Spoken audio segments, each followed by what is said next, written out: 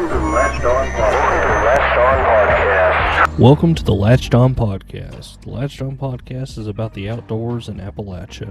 Everything from hunting, fishing, camping, hiking, bushcraft, and woodsmanship, and digging into the depths of what makes this area of Appalachia so unique as a whole. It's time to strap in for the Latched On Podcast. So, hey guys, welcome to another episode, Latched On Podcast. We're doing this re-recording session. So this one is, this podcast will definitely drop before the end of June, because June is Mental Health Awareness Month, and I know we have these holidays like National Dog Day, and like Movember, where it's like November's like dedicated toward No Shave November, and it has something to do with what is that, awareness for it's cancer? Like a cancer awareness. Yeah, cancer awareness. And you got October, which is breast cancer awareness and all that stuff. But like June is Mental Health Awareness Month for men, and men in general, at least when I was growing up, you're always told just to suck it up, be a man, and all that stuff. And not saying that I don't, but for the most part, that's what I do, because that's just what we do. But it's not bad to, like, when you're in a low spot, to talk about it, or to seek help about it. And just me and Zach's going to talk about just what we do to kind of cope with our mental health, because me and him both have very emotionally and mentally draining jobs. Not going into detail about that, but pretty much we deal with the worst potentially on a daily basis. So if you don't have an outlet or a way to cope with that, it could definitely put you in a slump or put you down in a hole, and you can never come out of. And there's plenty of people who do it every day. So one of these things that I do, I don't know if your dog wants that or not, but you're good. I can do a little. She ate a fly. I think that's what she was after. Yeah, my dog does that too. My dog, every time she sees a fly, she goes after it. Yeah. Sometimes she goes after bees too. Yeah, I call it spicy snacks. Yeah, but actually, I could say what I did this morning before we recorded. It was one of the things for my mental health, and when I have an off day and I just have nothing else to do, I'll drive around on national forest roads, because it's just something fun to do. So, like, one thing I do for my mental health is, I did it this morning, actually. I had some spare time on my day off, and my wife just got off work, and the kids decided to wake up at, God forsake, 4:30 in the damn morning, after they went to bed at like 11. I went to bed at like 1:45, so about daytime, when my wife got home, she's like, I ain't going to be able to sleep none, is it? I'm like, yeah, you're going to get in the car, and you're going to lean that seat back, and you're going to sleep, and these kids will probably go back to sleep too. So that's what happened, and we drove from top of our mountain down to Little Stony, and we took the back road all the way to Bark Camp. And I just like driving in on forest roads, really, because it's a way I can get out in the woods really quick. I know a lot of people like to hike and like to fish and all that stuff, but when I got two kids and my wife, and everybody wants to sleep, or everybody's just grumpy because they're tired, it's like, at least I can drive, roll down the window, see some deer cross the road every now and then. Saw 3 deer today, saw a bear. There you go. That's 3 bear I've seen in 2 weeks. Yeah. So, hopefully we can take care of that problem. That's right. I saw one out here at the gorge. I was fishing for smallmouth, and it crossed 100 yards in front of me. Saw another one up on High Knob, get ready to cross the road, and then this one right here was down in a holler beneath the road, right at the turnoff at Bark Camp Lake. So, like, all 3 bears were in the 200-pound range. So they're not huge bears, but they were not little bears neither. They're about medium size. So, but like, I just loved being out in nature, and obviously hunting and fishing and all that stuff, that does a lot for me. Camping and just going on a day hike, anything that have to do with that, that helps me with some mental stuff, especially when I'm not at work. And when you are at work, or like you're on a break from work or whatever it is, I don't know, based on your job, how much kind of downtime you get at your job. I used to when I worked on day shift, I used to access Virginia's DWR elk cam in the morning, and I would just leave it on as background while I was drinking my coffee and doing my paperwork at work. One of my bosses does that. Yeah, and I would hear the elks bugle and all that stuff on the camera and all that stuff, and it just makes you think that. It was like in the middle of August, so I mean, it was nowhere near hunting season, but they turned it on, I think, in August, and then they're starting bugling in late August, early September. And at least it made me feel like I was outside. Yeah, that's true. When I'm in an office, so that's what I do for the most part about mental health and helping me out, and of course spending time with family and friends. That helps out a lot. I know a lot of people when they get married and they have kids and all that stuff, they spend a lot of time with their family, and there's nothing wrong with that. But your friends outside of family, especially like me and Zach, we're hunting buddies, we're fishing buddies. We like to do a lot of things outdoors. It doesn't hurt every now and then to check in on them, talk some bullshit, and hang out every now and then. I know we're podcasting right now, but at the same time, we bullshit a lot before and after a podcast. That's true. And it just helps to just talk about all this shit that goes on in our lives. Like Zach's telling me about all this stuff about trail cameras and this new old timer thing of, what was it, scented vanilla.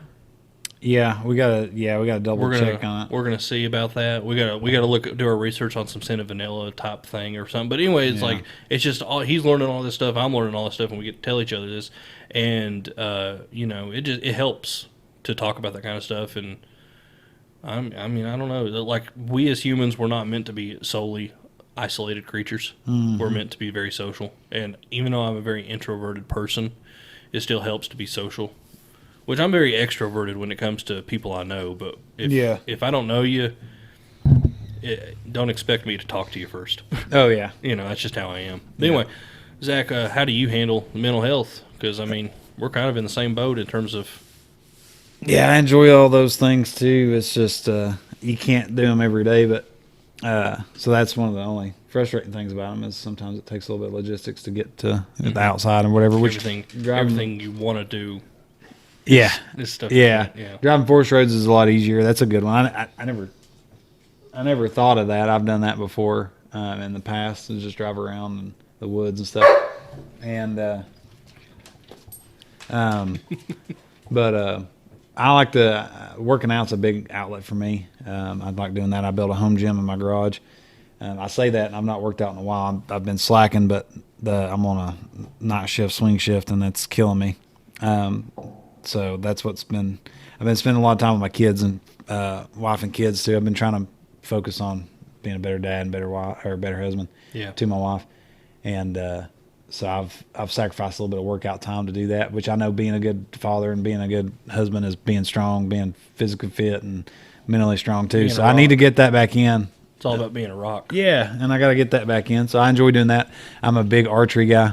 I love shooting my bow. It's pretty peaceful for me. Now during the online competition last year, it stressed me out more than it did anything because I was really hard on myself because I'm a very competitive guy. This year I've laid really back on it, almost to the point of a fault, and I'm not going to do well in this competition, but it's still fun to do it. So I get on the group chat of the competition and talk a lot of smack. That's what matters. Are you having fun? Yeah, I'm having more fun this year, and I was last year, even though I did better last year. But I've been in the group chat talking smack, and I've just made it more fun than anything. But I've been reading all the messages. Yeah, most of the dudes are actually from out west. There's more out west guys than there are eastern guys in there. So there's a lot of elk hunters and you and the Pine Mountain boys and maybe a few others. Yeah, I think there's one Kentucky guy in there, and then you, and then that's it. Yeah, but which I really, this is just me as a person. I'm kind of like, I take that mentality like Zach said when it stressed him out last year. I like to shoot my bow, but I've been slacking a lot this year. Oh, I have this year too. Yeah, so my mentality is I like to watch the competition and just, Yeah. Which it is a pretty difficult competition, I ain't gonna lie. That's what I'm saying. And I'm not a super great archer. Some people, I was seeing some You're people. You're a great hunting archer, but you're not like the long distance trick shots. And if somebody's like, yeah, we got to shoot this thing. I'm shooting this thing 60 yards. And then I'm like, well, I'm shooting that thing 100 yards. And I'm like, yeah, I'm done. Yeah. I'm done past 30, man. Well, I can tell you this is a complete side note. I might try and get one today. I'm going to go to Rural King and buy a horse stall mat. and drill some holes in it. Oh, you're gonna do that idea that we had? And, and I'm gonna put a ratchet strap up between some trees behind my bow target, and I'm gonna hang that horse stall mat up so it'll catch some arrows. Be a good idea. So, because they shouldn't punch through it, it should either stick in it or they'll hit it and fall down, and rubber shouldn't crush the arrows. So I know we had a good idea to do podcasting this day, but we do need to have a good bow shooting day. yeah, we need to do that. Maybe we can use the mobile mics or whatever and clip them on while we're shooting. Definitely, that's a good idea. Yeah, we always do the mobile mics through my phone. We've actually been doing the last 2 or 3 podcasts with my phone, and we actually brought out the actual traditional podcast equipment today. Yeah, we can do that and clip them on and shoot while we do it, as long as I turn my mic on. Because that's what I didn't do last time. Well, you said it was on. I thought it was on. I thought it was on. It looked like it was.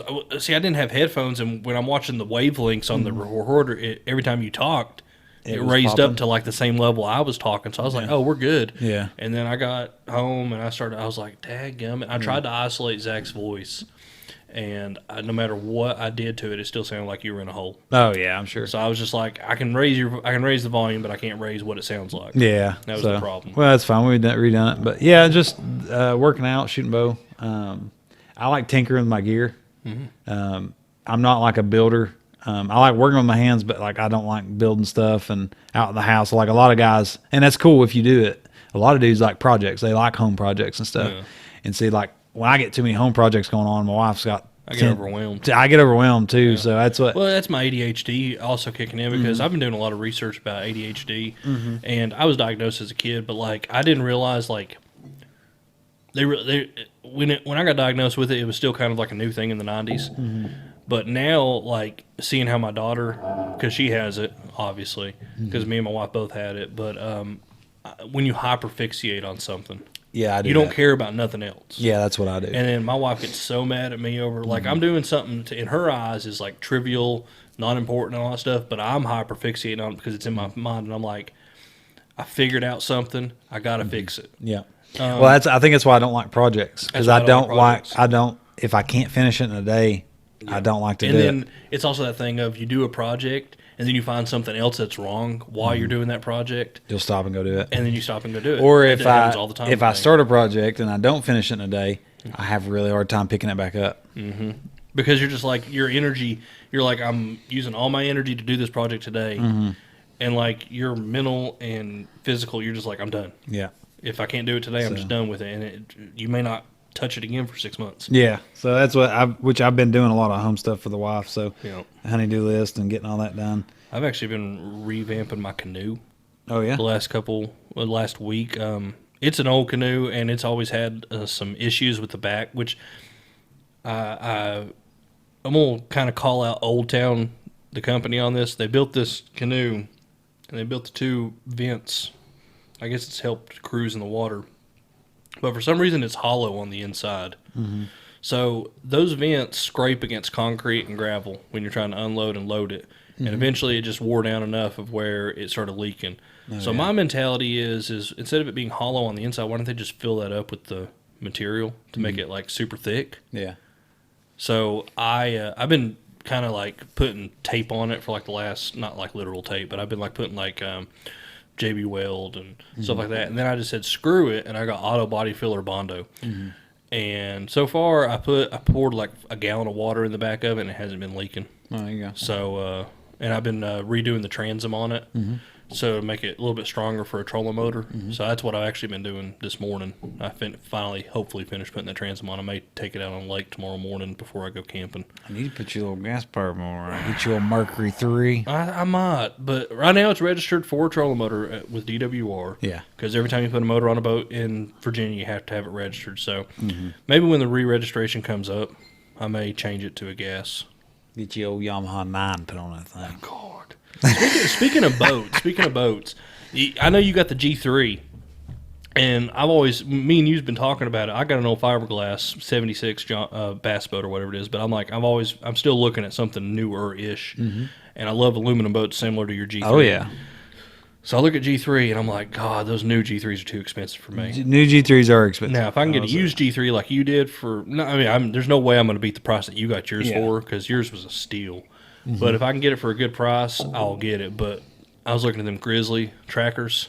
So the trackers are awesome. Yeah. So the guy that I can't remember his name, the dude that created Bass Pro, he wanted to create an affordable boat brand. Yeah. So he created Tracker, and that's why they. I was looking at their John boats, and it's like the 17.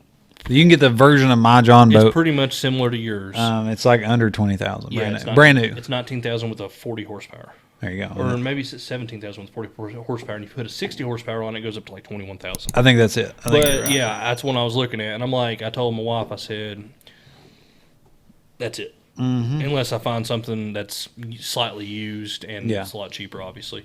But I've already told her, I said, once I get a car payment and a camper payment taken care of, we're getting a pontoon anyway. Not a big pontoon, a used pontoon. Yeah. I've been looking at some for like $4,000. But that'll also help out with your mental health and all that stuff too. Being on the water is nice. I ain't gonna lie. I do enjoy doing that. Like everything. It's like riding a motorcycle. I used to ride motorcycles, and it was good for your mental health. It's like everything outside. Like once you're on the boat, on the water, you don't care about nothing else. Yeah, it's like, and if you're like me and you forget something every single time. Yeah. Forget the plug. Or, yeah, I was about to say. I've done that twice. So don't feel bad if you did. I've done that. That was funny. Funny story. I mean, somebody might call CPS on me. I was at a very, it was on a weekday, so there's no boaters on the water. And the boat dock I go to on this lake is like, there's only like a few people that know about it. So I'm one of the only ones that go there. Yeah. So it's not a busy boat dock. We were the only ones there. So, and my oldest is old enough to figure stuff out. Like he's good. Yeah. And I can swim very well. I could have swum out and gone.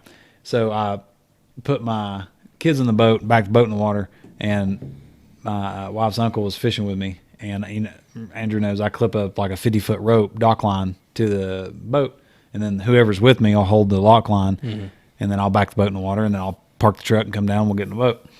Well, I gave him. He grabbed the dock line, and I backed the boat in the water, and it was going. And he was sitting there holding it, and the rope was just feeding off of it like it normally does. And he said, then the clasp just went bloop right in the water because I never clipped it on the boat. So I put my 3 kids out in the lake with no hookup, and I've not taught my oldest how to drive the boat yet. So how'd you get it back? Did he figure out the trolling motor? So I taught like from the dock there because I walked in, I was already like knee deep in the water. Yeah. And by the time I realized, because he hollered at my uncle, or my wife's uncle hollered at me, and I parked the truck and got out.